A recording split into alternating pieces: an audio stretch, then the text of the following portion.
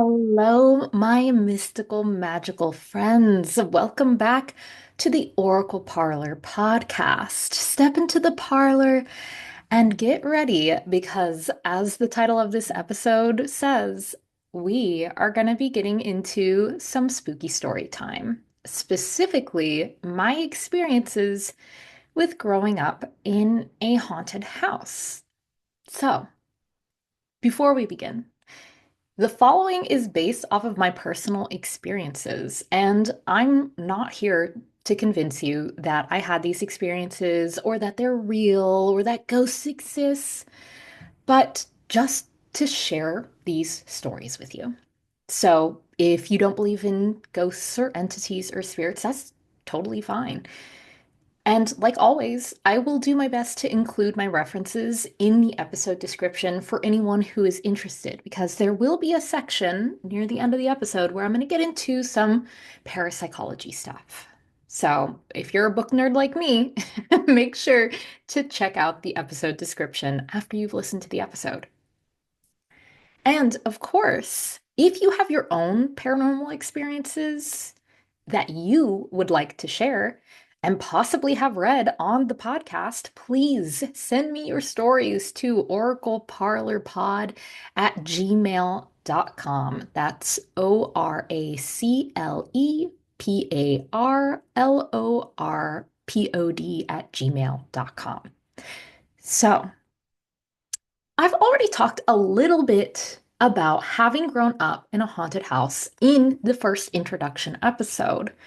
And I wanted to go further than just the stories that I shared. So definitely check out that episode. But even if you didn't listen to it, some of the things that I had talked about were one was the biggest story that I had shared in the first episode. The night that all of the kitchen cabinets and drawers were open.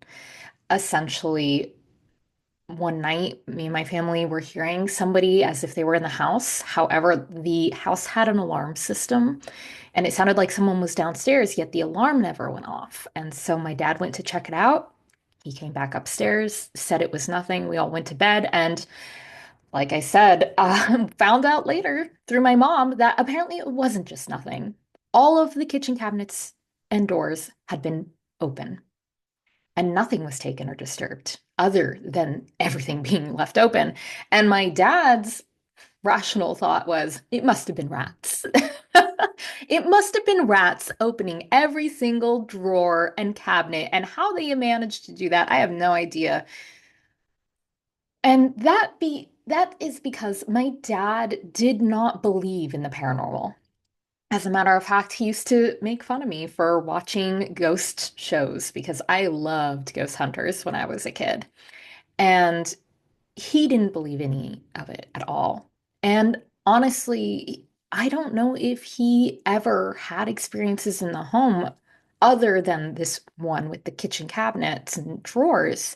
And I'm sure he did, but he always had some excuse to write it off. And I'll never know because he's not around anymore. But I do know for a fact that both me, my mom, and my sister all experienced weird things in the house that I grew up in.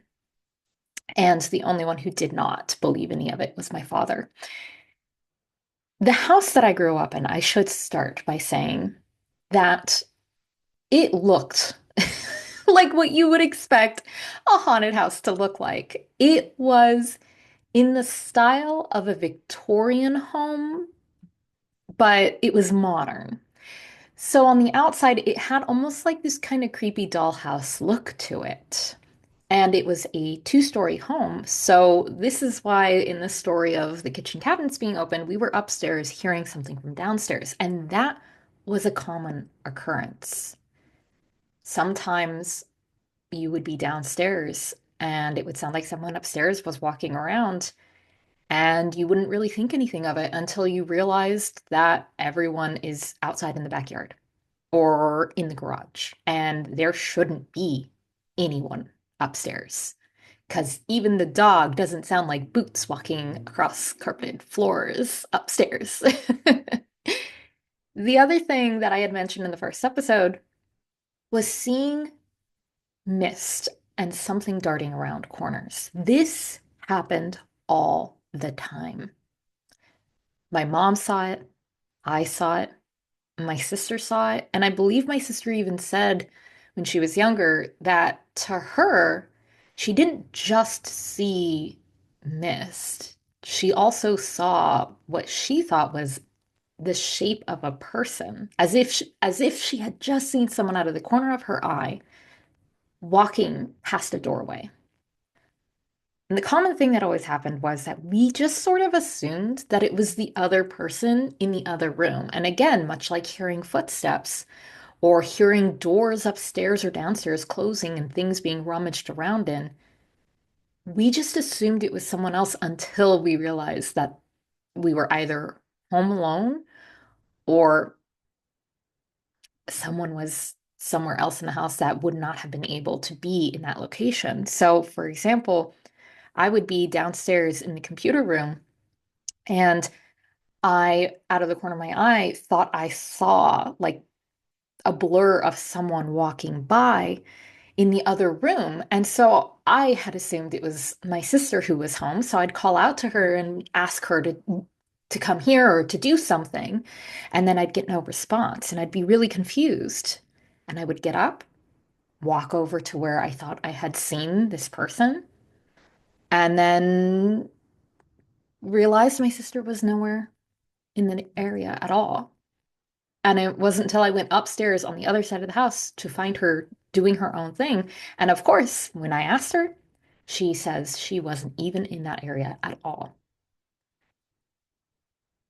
Not only was that a common occurrence, but so was things going missing. And this was actually something I forgot about until I reached out to my sister fairly recently, asking her if she remembered any of the weird things that happened in our haunted house growing up. Oftentimes, my sister would set something down, turn around to do something else. And when she turned back around, that item would be gone. And she would look everywhere for it.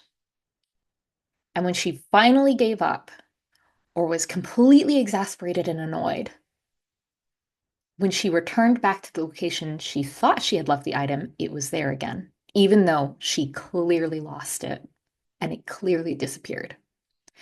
And it's interesting because when my sister reminded me of this thing that she had happen quite often at our house, it reminded me that I had this same thing happen to me at my old apartment here in LA. Except for it wasn't like turning around and it would disappear and then reappear. My story took a little more time, whatever this was. So at my last place, I had a tea ball go missing. It's a little ball tea strainer, just a serving for one style tea ball that has a little amethyst at the end. And I use this specific tea strainer just for my divination work, just for tasseomancy. And I had done a tasseomancy session, and my partner had washed this tea ball and set it in the drying rack to dry out. Well, a day or so later, I went to go grab this tea ball again to use it, and I couldn't find it. So I asked my partner, "Hey, where did you put the tea ball?" And my said, "Well, last time I saw it, it was in the drying rack." And I was like, "You didn't put it away?" And they said, "No." And I didn't put it away. So we checked the tea rack, or we checked the dish rack, and there was no tea ball. And so my partner and I decided to go through everything in the kitchen as well as the dining area looking for this tea ball, and we could not find it. We practically flipped that tiny apartment upside down looking for that tea ball, and poof, gone, nowhere to be seen. And I was really upset about it, and I had kind of given up. And it's funny because about a week or two went by, and I was still frustrated about having lost this item. But at the time, My partner and I had also been having experiences in this very specific apartment where I was fairly certain we had some sort of trickster spirit, specifically a fae, because we had a lot of other things going on that made me think this kind of feels like fae trickery and uh, fun and games. So, after I had this thought, I decided to say out loud, "Hey, um, I really would like to have that tea strainer back.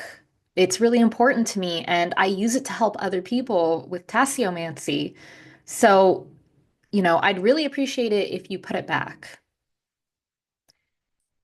The next morning, I went into the kitchen to go make myself a cup of tea, and I grabbed a mug off of the drying rack in the kitchen.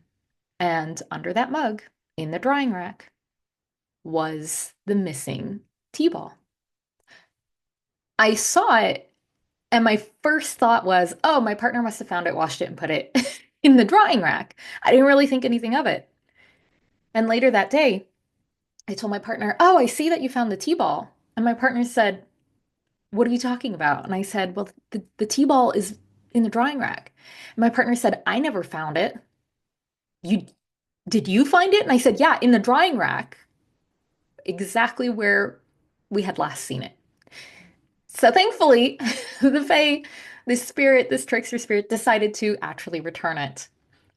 And it's funny because I had kind of put that association together with this story that my sister told me about the haunted house that we grew up in. She had a similar thing happen, except hers didn't take 2 weeks to return. Hers was usually an instantaneous there and then gone.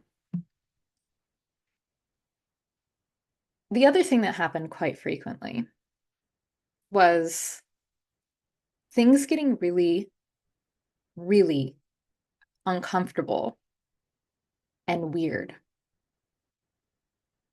when I was home alone. Now, I had already mentioned, we would see out of the corner of our eye someone, we would hear someone, usually rummaging around through things, sometimes walking around. And the vibe in the house generally was, depending, kind of off overall. But it got so much worse when I was home alone. One of the things that really bothered me was every time I was home alone, it felt like I was being watched. Now, the way that my house was located and the way that it was situated, the house was on a hill at the end of a cul-de-sac. So when you look out the windows anywhere in the house, all the other houses are lower down and too far away, and there's no house directly in front of our house. So there's no way anybody could look into the windows. Like you would literally have to get on a ladder and look into the windows if you wanted to peep. You would have to be standing at the front door or on the front porch, and at that point, you'd be able to hear them walking around or see them. But when I was home alone, even upstairs, secluded, it always felt like someone was watching me. And it was this really extreme feeling of almost being like hunted. That kind of feeling that makes your hair stand on end. The feeling that if you were to just turn around at just the right time, you would see the person that's staring daggers into the back of your neck. That's the feeling that I had every time I was home alone. And the activity always got worse. I would be upstairs, I'd get out of the shower, that lingering feeling always there. And as I was drying off and getting ready, getting into my pajamas, it always sounded like someone was downstairs, going through things, knocking things around, walking around. Now, the first time that this happened, when I was home alone, I assumed that someone had come home when I was in the shower, and I simply just did not hear the alarm go off because I was in the shower. And so the first few times this happened, I used to call out, "Hey, I just got out of the shower." No response. I'd get done getting ready, go downstairs only to realize I was still home alone. And yet I could hear people walking around and doing things downstairs. Eventually, I got to the point where when I would get ready, even though I was fully dressed and just simply doing my skincare routine or brushing my teeth or whatever else, I refused to open the door to the bathroom to let the steam out because I was scared, because I could still hear someone downstairs. And if I walked out into the hallway, the sounds would stop, but the feeling of being watched got worse. And I used to run from the bathroom down the hallway into my room. It's an uncomfortable sensation, feeling like someone is just about to grab you, yet nobody's there. It's an uncomfortable sensation knowing that you're hearing what sounds like people downstairs, and yet no one is there. And when I say it sounds like people, I mean it was never talking, never, ever talking, always shuffling around, always things being moved around. But when you would go to look, everything would be in its right place. Nothing would be disturbed. And again, this house was a modern house. It wasn't that old. If I'm not mistaken, I think it was built like in the 80s. So it was fairly new, albeit looking like an older Victorian dollhouse. There shouldn't have been really anything there because most people think a haunted house has to be an old house, and that's not always the case. Well, because I was avoiding leaving the bathroom and I was avoiding being out in the house when I was alone, I think it started to pick up on that and it tried a new tactic. It started to call the house. I know it sounds really weird, but when I was home alone, our landline to the house always would ring as soon as I had dried off and gotten dressed, but still had the door closed. The phone would always ring at around the same time of me getting done, getting ready. And if I were to go check the phone, because the first time it happened, I didn't think anything of it. Just like when I heard people downstairs, I didn't think anything of it the first time. So the first time the phone rang, I thought it was one of my parents calling to check in on me or to tell me to do something, that they needed something, or that they were coming home. So if you exit the bathroom, immediately to the right was my dad's office where he had a phone, the landline. And so the phone would ring and I would go to answer it. And when I'd pick up the phone, I'd say hello, and there would be static. But not like static like a TV screen static. It was kind of like silence with a little bit of a crackling and popping sound of like a distant staticky sound, but not exactly, as if the connection wasn't super clear.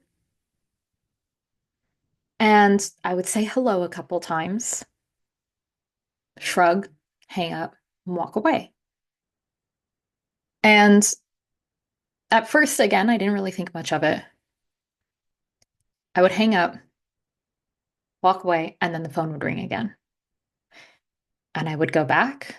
And this time, I would check the caller ID. And the caller ID always said unknown, which was creepy enough as it is, given the situation. I would answer again, hello, and still nothing. So, first time that happened, didn't think anything of it. And then I started to notice the pattern.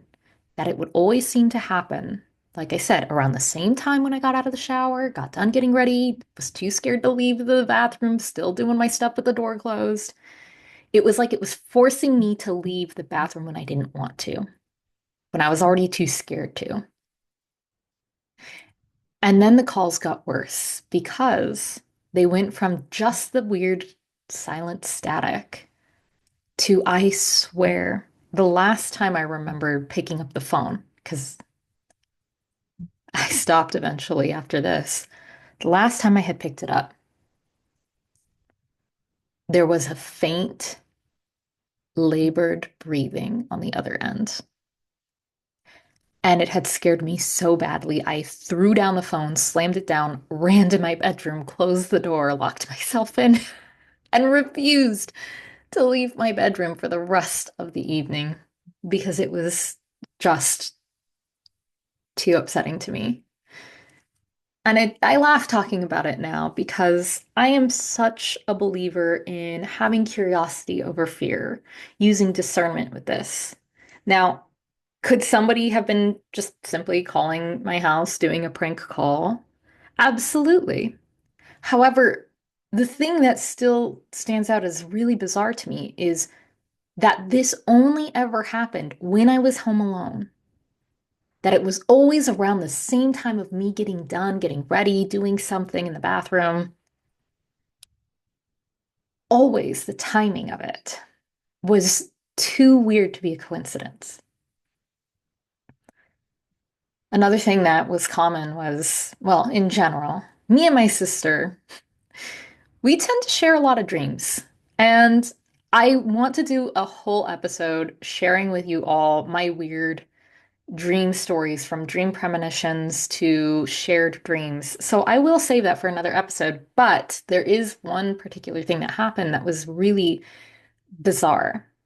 When me and my sister lived in this house, I had had a nightmare where in the nightmare, I woke up in my sister's bedroom, in her bed, and I got out of the bed and walked over to her large mirror that hung on the wall. And in the mirror, I saw a little girl, probably about 4 to 5 years old, that was wearing almost like a flower girl dress from a wedding, like a white, raggedy gown. Like raggedy because it should have been a pretty lacy, sheer skirt and white top, but it looked dirty and old and raggedy. And she had a veil covering her face, so I couldn't see her face. And she had dirty blonde, messy hair. And I remember in this dream looking into the mirror, seeing her, and then looking to my right where she should have been standing in the dream in the real world. And she wasn't there. And then I looked back in the mirror, but she was still standing there. And then I woke up. And that dream had absolutely terrified me. And I was so freaked out by it. But I didn't say anything because I still have a lot of weird dreams. And so I just didn't really think to mention it until about, I don't know, maybe like a few weeks, maybe a few months later.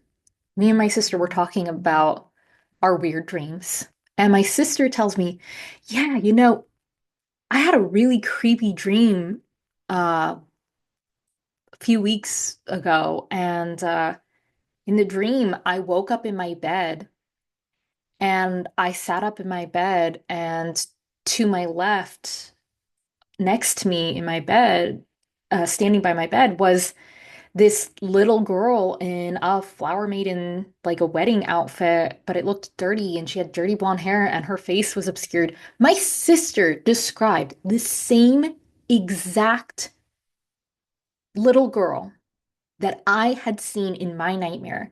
And the only difference was in mine, I could only see her through the mirror in my sister's room. And in my sister's nightmare, my sister could only see her standing next to her bedside. And then my sister woke up terrified. Like I said. We've got a lot of stories of shared nightmares, so I will share that another time. Now, I had mentioned that we never really heard any talking before in the house, but there was one time when my sister was younger that I remember waking up in the middle of the night because my sister had gone to my parents and she was very upset. She was really shaken. And it had woke me up because of the commotion of everybody talking. And I went to go see what was going on. And my sister had apparently, and I don't know if she remembers this, so I'm gonna have to ask her about this after I record this episode, or maybe she'll listen. But I went to go over to my family to see what the commotion was about. And my sister said that she had woken up to the sound of crying coming from her dolls. And it had scared my sister so badly that she ran out of her room and woke up my parents. And my parents had simply said, "Oh, you were just dreaming." Now, could she have been dreaming? Sure. But it wasn't like a night terror. She was wide awake. And it scared her even more when she realized she was wide awake and heard this sound. And I had a similar experience years later. When I was in high school, and I remember specifically it was high school, because these experiences didn't just span me being super little. This was the entire time my family had lived in this home. But when I was in high school, there was one night, and I clearly remember it to this day. I woke up in the middle of the night for no real reason, not because of any dream or nightmare, not because I heard a sound or anything of that nature. I just simply woke up naturally. And in the corner of my room, across the room from my bed, in the darkest corner of my room, where no light could reach simply because of how the room was set up, I remember seeing this 7 to 8 foot tall creature, is the way I can describe it, that had nothing but a shadow mass that didn't look quite human. It had an obvious head and shoulders, but it had glowing red eyes where the eyes should have been. And I could faintly make out what seemed to be almost like a beard of tentacles. To the point that the next day at school, when I described this to my friends, I described it as being Cthulhu-esque, long arms, tentacles on the face, glowing red eyes. But I couldn't really make out the rest of it because it just sort of melted into the shadows. And I can still clearly see this to this day. And the eyes that were glowing, they weren't like glowing super bright. It was just sort of like I could tell that they were kind of red amongst the shadows, but they were slightly like brighter than the shadows. And when I saw this, I looked right at it. And because I was still half asleep, now here's the thing. I was awake, but I was so tired and I was so done with it that it was almost like Sleepy Jenny saw this thing and literally said out loud, "Nah, no, uh-uh." And then I turned around and face planted back into my pillow because I had sat up, looked at this thing, and went, "Nope." Turned around, went back to sleep, and ignored it. And I didn't even realize what had happened. Like my brain didn't even process that I had seen this terrifying looking shadow thing in the corner until I woke up the next morning. And then it hit me that I had seen something really freaky and it then freaked me out. But I was just so wanting to get back to sleep that I was like, no, no, thank you. And it's funny because I had learned about sleep paralysis demons. Like, this is a common thing. So, for anyone who doesn't know, a sleep paralysis demon is when we fall asleep. And again, I'm no scientist. Don't quote me on this stuff. Definitely look into it if you're interested. But as far as I understand it, when we are asleep, our body actually goes into a state of paralysis. The reason why our body does this is so that we don't accidentally fight or run in our sleep. Like if you've ever seen a dog who's like really heavy duty sleeping, having a wild dreams, sometimes dogs will start running in their sleep, and some dogs will even get up and run into a wall. It's very sad when you see it. Like they're okay, but our body goes into a state of paralysis to prevent us from hurting ourselves or others accidentally while we're asleep. So sometimes with sleep paralysis demons, what happens is our eyes will open and we will become awake. However, our body is still in full paralysis. So we can't move and we can't do anything. And I believe there's this idea that because we are still technically sleeping, it's almost like we start to see things. Our brain starts to project things of our dreams into the reality that we are seeing. And unfortunately, most of the time, those things are quite scary and quite upsetting. And people often report seeing demon-like things or shadow creatures and things of that nature. But the key is that when this happens, you can't move, you can't talk, you can't do anything. And when I saw this thing, I could still move. Like I said, I sat up in my bed. I looked right at this thing. I said no. And then I went back to sleep, laid back down, face planted. I'm, again, I like to be skeptical. I could have been half asleep and I could have still been dreaming. But I saw this thing so clearly with my eyes, not in my mind's eye, with my physical eyes. And with everything else that was going on in the house, I would not be surprised if there was something there. But that was still not the scariest experience that I had in that house. And you may be thinking, okay, hold on. How is that not the scariest thing that you experienced?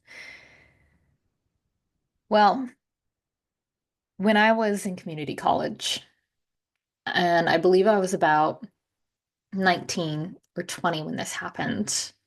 This was right before I moved out and went to school here in LA. I was still living in the house, but at the time, it was just me and my dad living in the house. And I had moved in to my sister's room that she used to be in, the same room where she heard the crying. And my room was directly across from my father's room. Well, one night I couldn't sleep.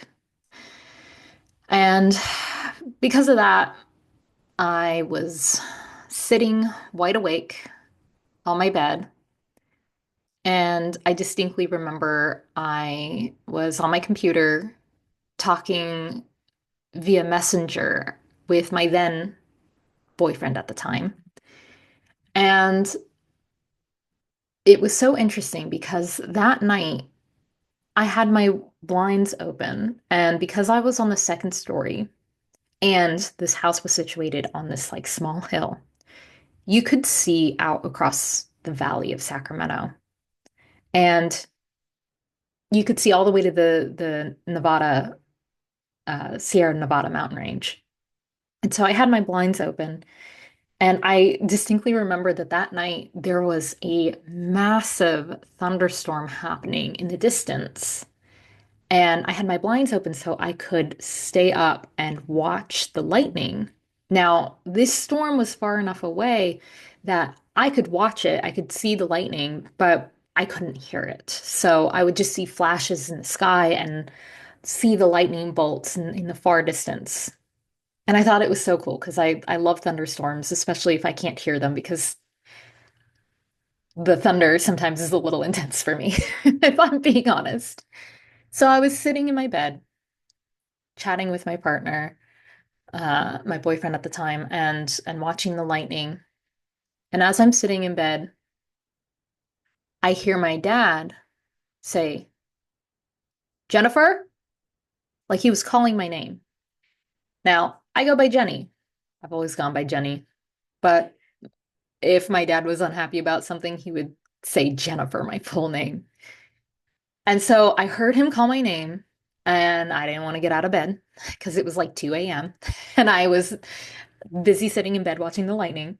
So I just said, yeah, no response. And I went, Dad, what? No response. So I was annoyed.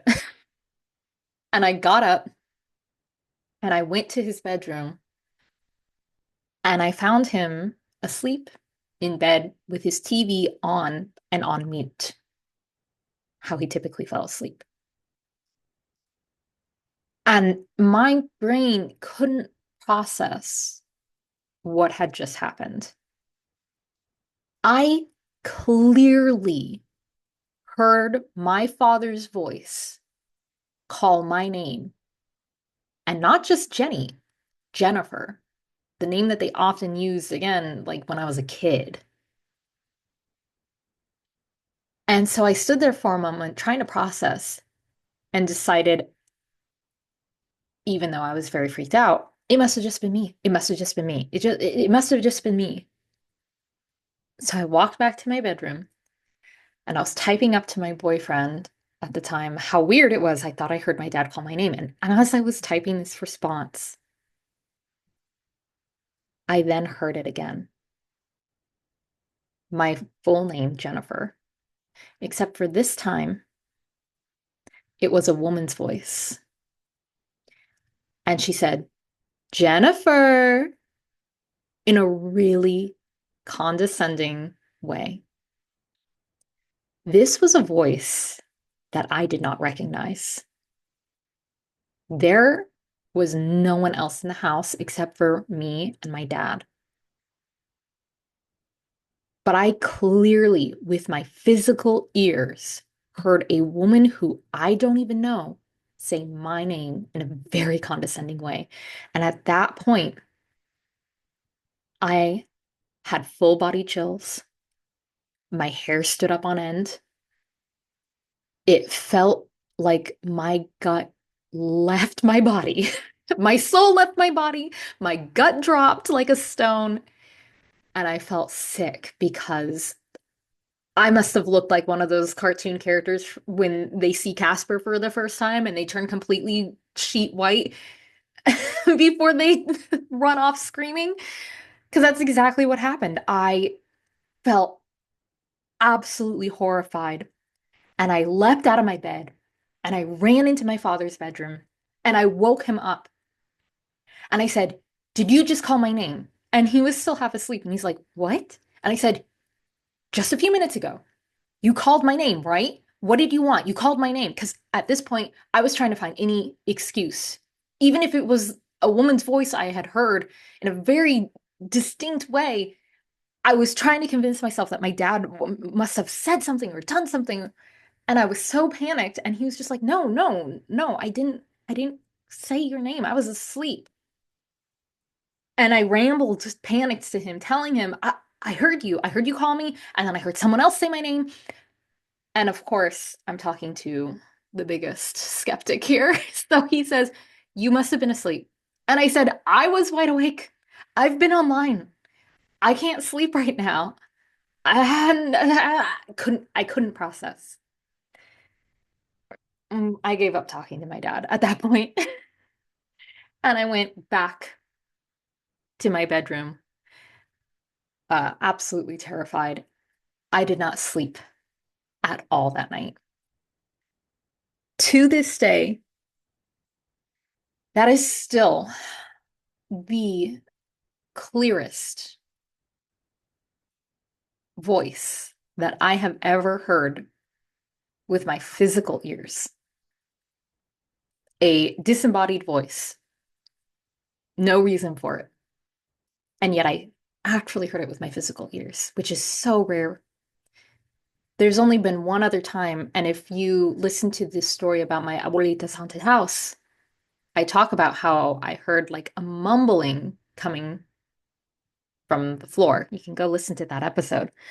But never have I ever, even to this day, heard anything so incredibly clear, even with my clairaudience, which again, if you've listened to episodes, I'm not a fan of having clairaudience because it kind of freaks me out. And this really freaked me out and was the scariest thing that I ever had happen. Now, again, I today try to hold more curiosity over fear, but at the time, I had yet to reclaim the title of witch.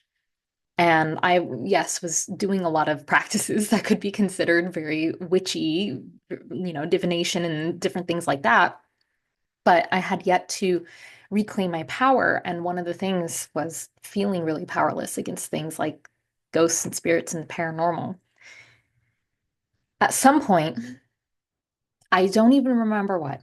I could not tell you at all. It's not that I'm keeping this story to myself, but I literally cannot remember. But at some point, something had happened that absolutely terrified me.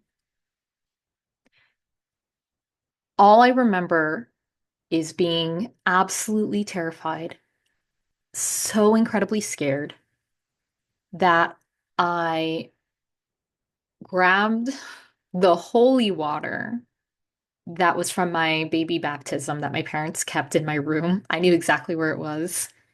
I grabbed it and I put holy water over every doorway and every window in my bedroom because I was so scared. And I was trying to protect my space from whatever was in the home.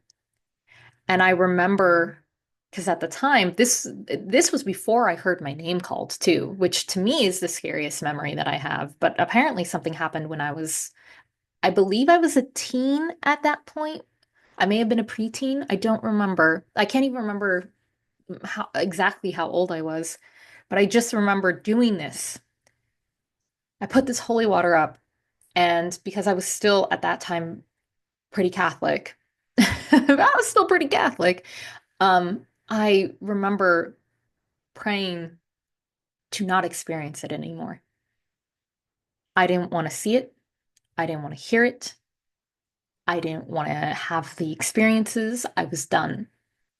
And I remember just being so afraid and praying so hard. I was done. I didn't want it. I didn't want it.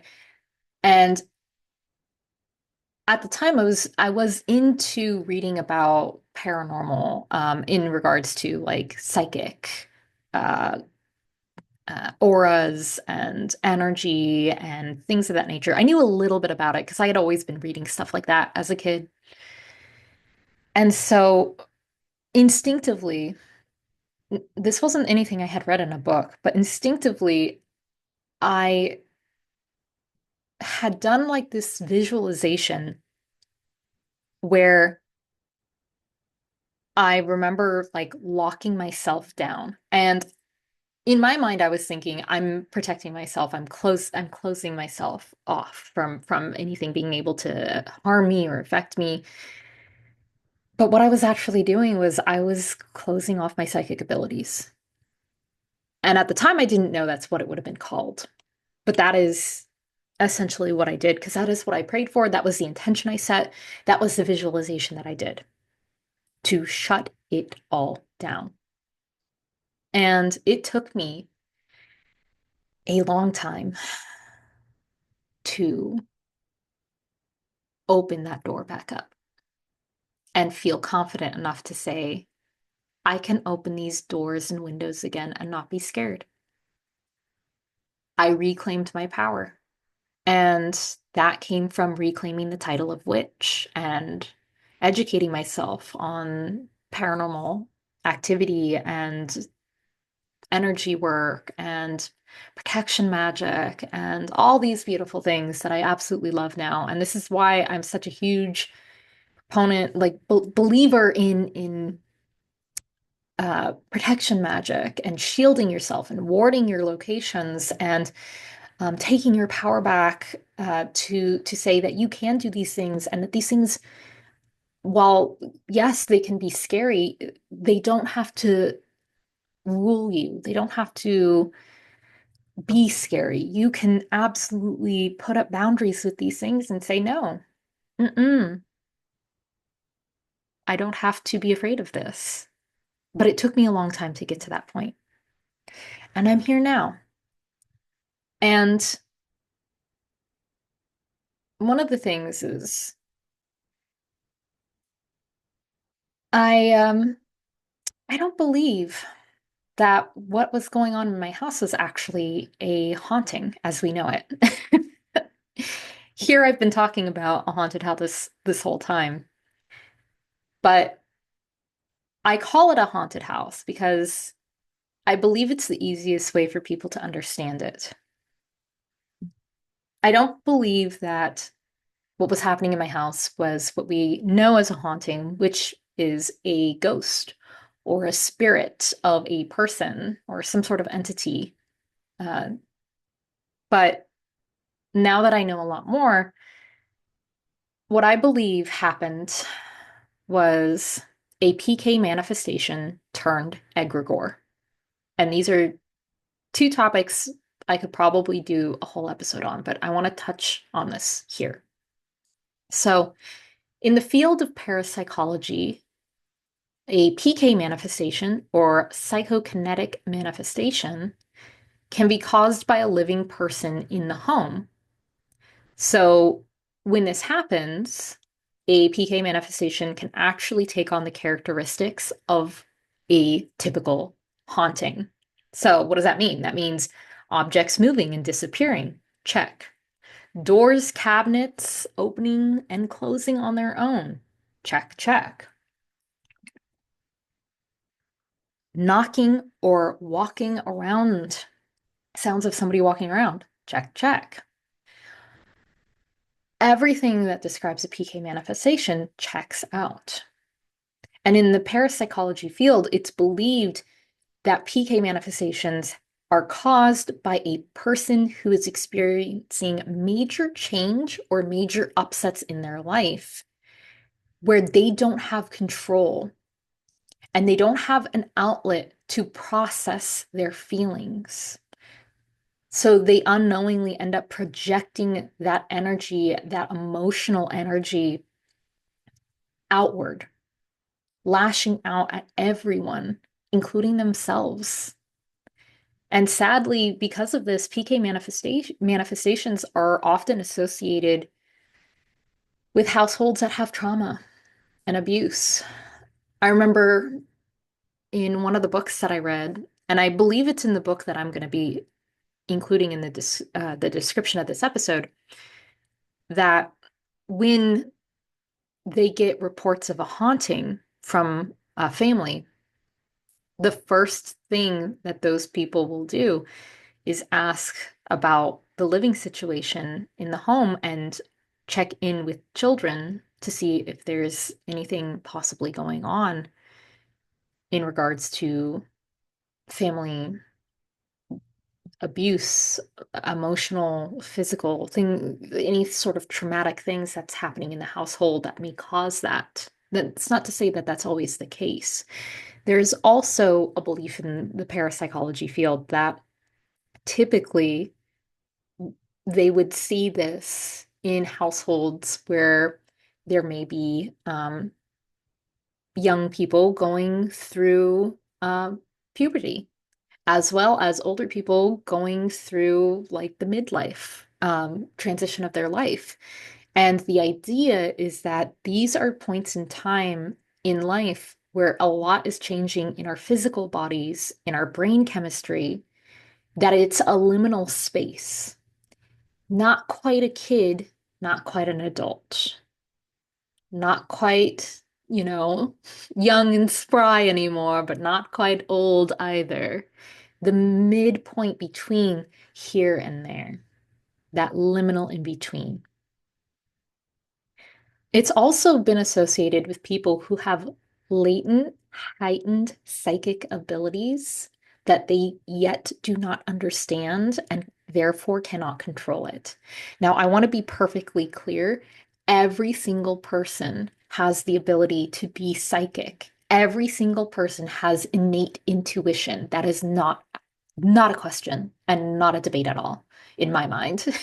Now, of course, I can never say with 100% clarity because in this kind of field, psychic, spiritual, um, parapsychology, paranormal, we can't say anything 100% without a doubt. This is my belief, though, that every single person has intuitive, innate intuition, and that everyone has the ability to take their intuition and hone it into honing those psychic senses into something more. And so, I definitely do still believe that there may be people who simply don't know that they have those abilities and maybe shutting them out. And then it causes these PK manifestations because they can't process it. They don't know how to deal with it. And therefore, it exudes out of them in a different way, unfortunately. Now, I had said that I thought this was a PK manifestation turned egregore, and I will get to the egregore part in a second. But I do want to clarify that my household checks not only all the boxes of what a PK manifestation can look like a typical haunting, but also unfortunately checks a lot of the boxes of what a lot of parapsychologists believe can cause PK manifestations, trauma in the household, abuse, and people going through these liminal spaces in their life, in their body. So, in Western esotericism, let's talk about egregores. In Western esotericism, an egregore is an autonomous entity that is created by the energy of a collective thought projection. Now, that's a lot.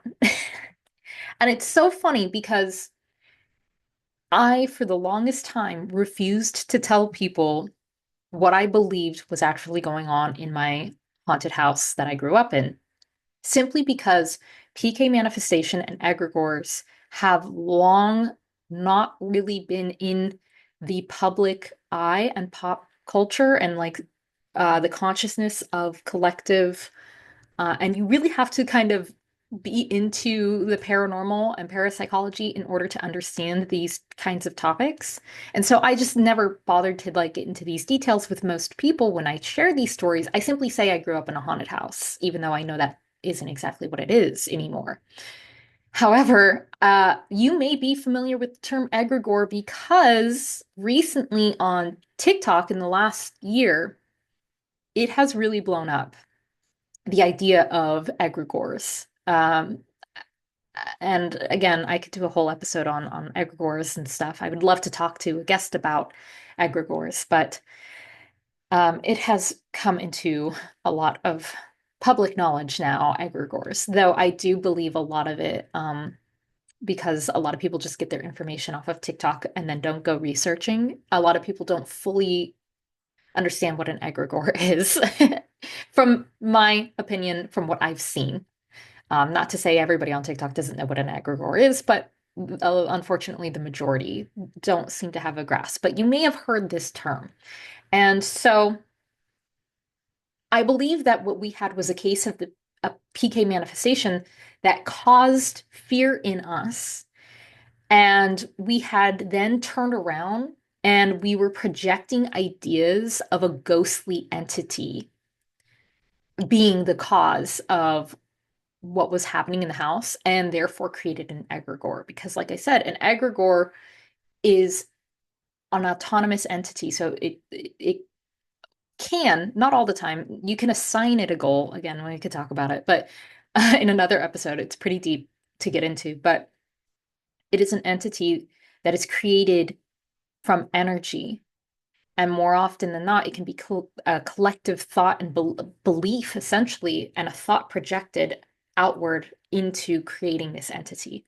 And so This egregore in my house was one that was made out of fear and was creating fear to continue reflecting back our belief in there's a scary entity in this home. And after a time, I believe that this egregore just sort of eventually became a sort of parasitic entity that was feeding off of fear, which is why it would go out of its way to create situations that caused more fear.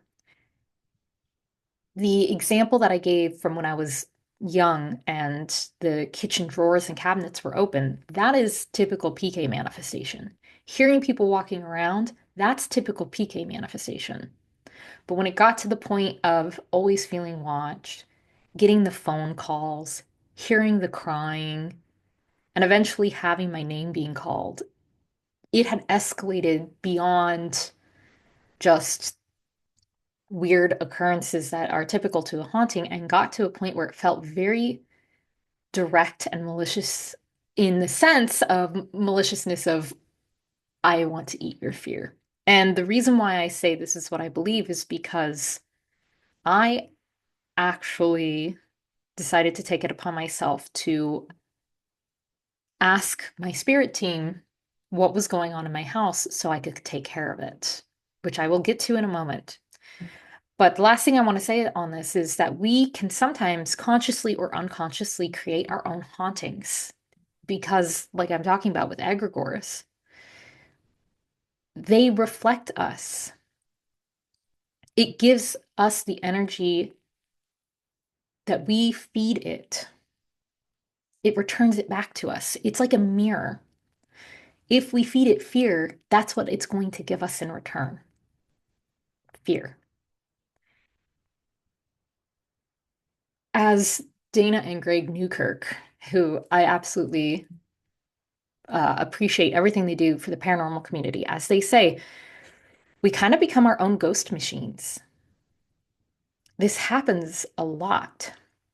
And I'm not sure if I've ever mentioned it on the podcast before, but back when I used to work at the Mystic Museum as a tarot reader years ago, someone came in with what they believed was a haunted doll, and uh, the staff was so freaked out by this haunted doll that they believed that was brought in that they had asked me to psychically tune in and see if the doll was really haunted because nobody wanted to touch the doll, nobody wanted to interact with it.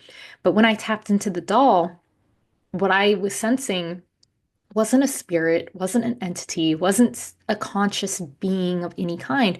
It was simply the projection of fear onto the doll. It was this essentially like a baby egregore. People had in the household had projected so much fear, so much anxiety onto the doll that it ended up absorbing all that energy and projecting it back into the world and caused what seemed like a haunting, but it wasn't. It was what they had already put out there and kept projecting and kept getting it reflected back to them. That's not to say that they weren't having those experiences. That's not to say that they weren't having things that were scaring them. But it kind of becomes almost like this mirror bouncing back and forth. So that's a topic that I could get into much deeper, but we simply don't have time in this episode. So to wrap up, as I had mentioned, I had actually decided I was going to take care of this thing.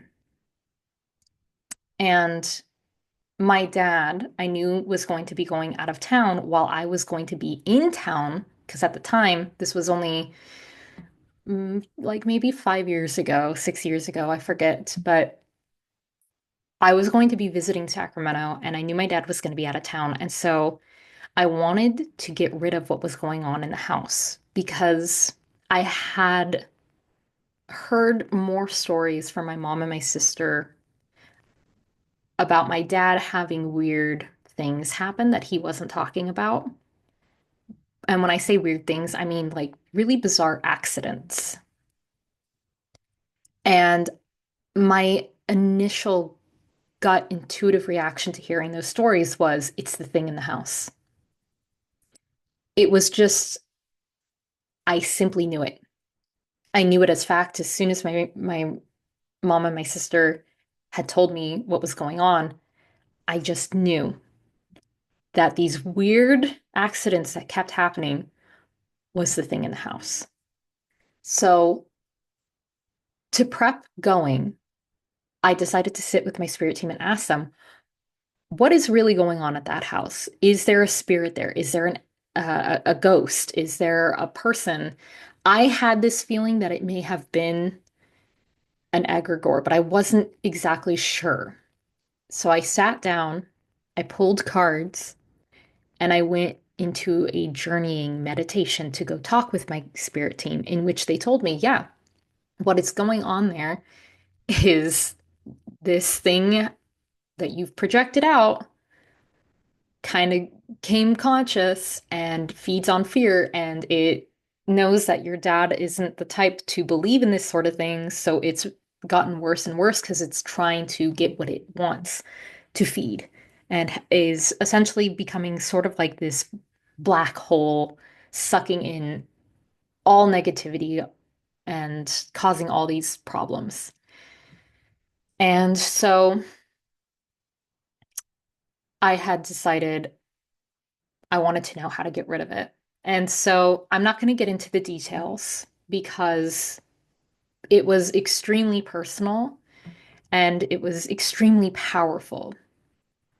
But I had some unexpected spirits come through to help me do the work of clearing the home of this thing, as well as the nest that it had built. Because what I had been shown by my spirit team was this egregore that was feeding off of fear that had become a parasitic entity had created sort of like a nest throughout the home of all this gunk. And so not only did I need to clear out and get rid of this now parasitic entity, I also had to clear out the gunk that it had built its spider webs onto.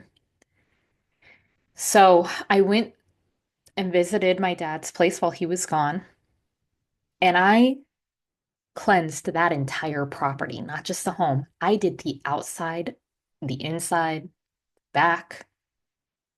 And I'm sure the neighbors saw me going around the property line, but I really didn't care because I just wanted this thing gone. Because not only was it affecting my father negatively, which, as you know, if you've listened to the podcast, I did not have a great relationship with my dad. So, to be honest, it wasn't like I was like super, super sad and concerned about my father. It was that this thing had been there for so long, and I felt like I had a duty now that I have reclaimed my power to really disperse of it